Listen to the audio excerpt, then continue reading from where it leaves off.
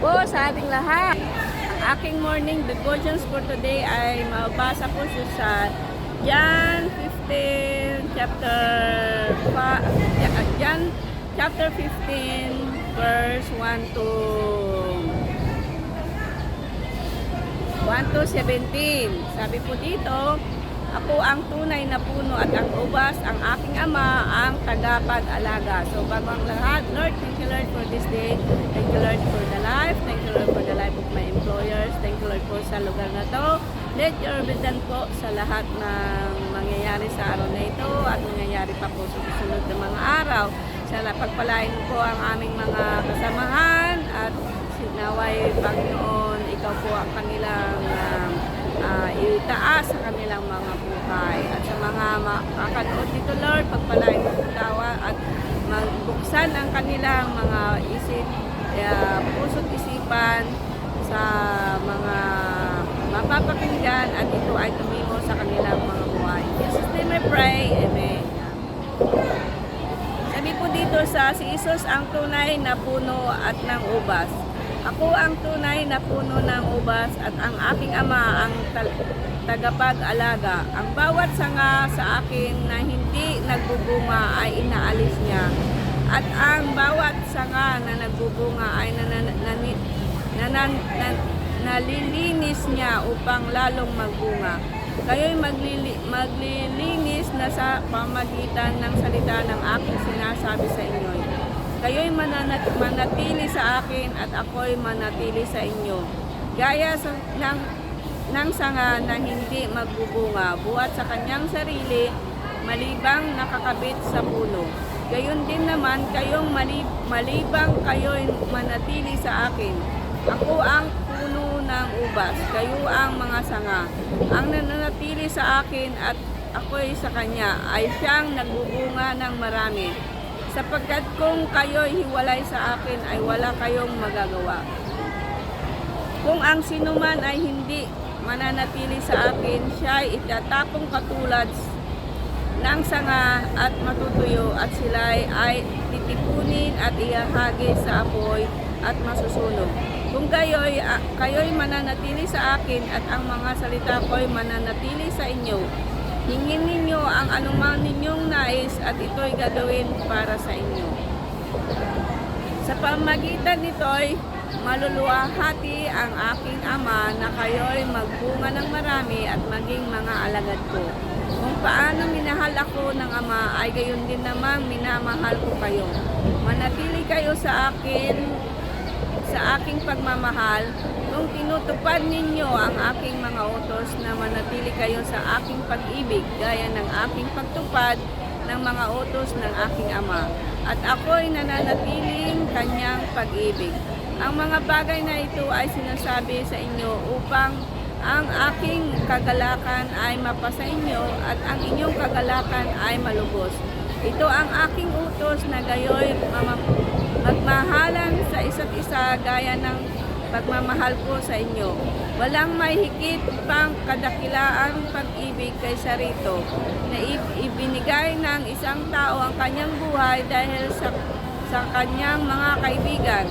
Kayo'y aking mga kaibigan kung ginagawa ninyo ang mga bagay na aking inuutos sa inyo. Hindi ko na kayo tatawaging mga alipin sapagkat hindi nalalaman ng alipin kung ano ang ginagawa ng kanyang Panginoon. Ngunit tinatawag ko kayong mga kaibigan sapagkat ang lahat ng mga bagay na narinig ko sa aking ama ay ipinapaalam ko sa inyo. Ako'y hindi ninyo pinili, ngunit kayo'y pinili ko. At itinalaga ko kayo upang kayo'y humayo at magbunga at ang mga bunga ninyo ay mananatili upang ang anumang inyong hingin sa aking ama pangalan ay ibigay niya sa inyo. Ang mga bagay na ito ay inuutos ko sa inyo upang kayo'y magmahalan sa isa't isa. So dito mga kapatid, napakahalaga po talaga ang pagmamahalan. Sabi nga po dito sa verse 1 ng John 15, ako ang tunay na puno ng ubas at ang aking ama ang tagapag-alaga. Ang bawat sanga sa akin ay hindi nagbubunga ay inaalis. Alam niyo po yung hindi nagbubunga, ito yung sanga. Kaya ganito po siya. Pag tayo po ay walang pananampalataya sa Panginoon at kahit lagi po tayong nagsisimba, nagbabasa, kung hindi po nakikita ang ating mga bunga, alam niyo po ang bunga na tinatawag dito na talagang the greatest commandment ay ang salita ng Panginoon, ay ang pag-ibig. Magmahalan po tayo sa isa't isa.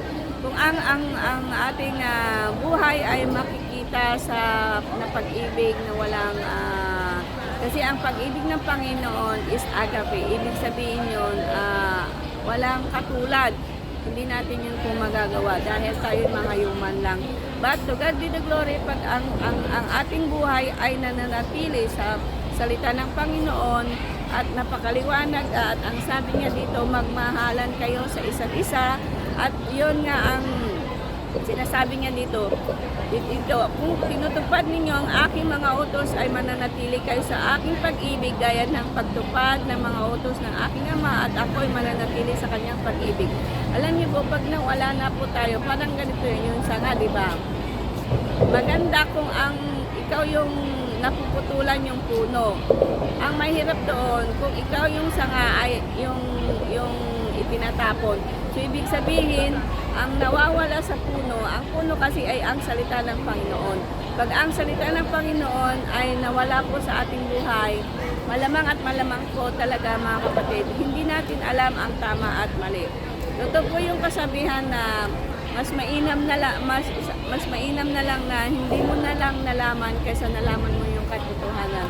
Dahil pag nalaman mo ang katotohanan at hindi mo to ginawa kapatid, alam mo, tinatawag yun ng omniscient sin. So, ibig sabihin, ang paggawa ng mabuti talaga ay dapat nating isagawa ayon sa pagmamahal. Kung ang pagbibigay natin ay walang pagmamahal, yun ay walang kapuluhan. Kaya sabi nga dito, ang mga bagay dito inutos ko sa inyo upang kayo ay magmahalan sa isa't isa. Sabitan dito, ako ang puno ng ubas, kayo ang mga sanga, ang nananatili sa akin at ako'y sa kanya, ang siyang nagbubunga ng marami. O so, di ba? Ang pagmamahal talaga ay nagbubunga talaga ng marami. Ibig sabihin ng marami, hindi lang po yung pagmamahal sa magulang, sa kapatid, kundi ito ay sa lahat, lalo na po sa hindi pag-ibig, yung kunwari, yung may laging nanluloko sa'yo o nang-i-scam sa'yo o naiinis ka, yun po, dapat ipakita natin na kahit in spite sa mga ganyang katangian, we need to love the people, lalo na po yung mga nag-uumpisa po. Kaya po nagkakaroon po tayo ng mga agam-agam sa buhay mga kapatid kasi pinipilit natin yung ating sarili na yun ang gusto mo but hindi naman yun ang will ng Panginoon ay pinipilit po natin. So, kung sino man ay hindi mananatili sa akin, siya ay itatapong katulad ng sanga at matutuyo. So, ibig sabihin, pag nawawala po tayo talaga sa presensya ng Panginoon, ay malamang at sa malamang talaga, we just, yung humahayo lang tayo, humahayo lang ng walang patutunguhan. So, kailangan po tayo, magkaroon po tayo ng goal. Yan po. At sila ititipunin at ihahagis sa apoy na masusunog. So, ibig sabihin, ito ang ititipunin masusunog. Ito po yung hindi nananatili sa salita ng Panginoon. Alam niyo po, totoo po yung termo mga kapatid. Huwag po na natin antayin mangyari pa yon bago po tayo mag-umpisa. Dahil pag tayo namatay mga kapatid, hindi na po tayo makakapag-repent. Dahil ang pagre-repent lang po ay sa pamagitan ng tayo ay buhay pa. So, lagi po tayong magbasa. Ito, sabi dito, kung kayo nananatili sa akin at ang mga salita ko'y nananatili sa inyo, hingin ninyo ang anumang inyong nais at ito'y gagawin ko para sa inyo.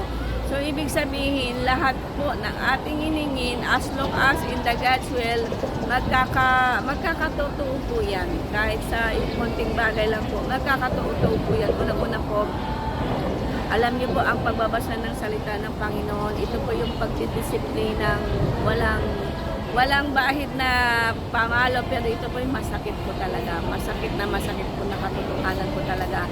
Kasi kahit ako din po before, nung nalaman ko ang katotohanan ay hindi ko mabilang yung aking kasalanan. But to God be the glory. Salamat sa salita ng Panginoon dahil ito ay unting-unting ako'y nagbabago. Hindi naman totally dahil po ang transformation naman po talaga is napakahirap. Parang po yung punong ayan na kakain mo pa yung taniman mo, magiging binhi pa yan, malas-malas pa kung tutubo o hindi. Ganun po ang salitaan ng Panginoon. So, hanggang dito na lang po at sana kayo ay magbasa rin po para malaman nyo po kung anong talaga ang blessed na nakapaloob na tinatawag ng Biblia. Alam niyo po, ang blessed, mga kapatid, ay nakikita sa buhay mo.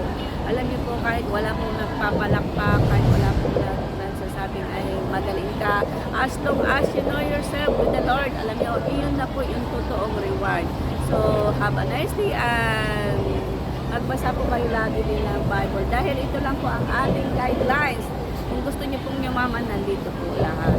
Dito lang po. Bye-bye!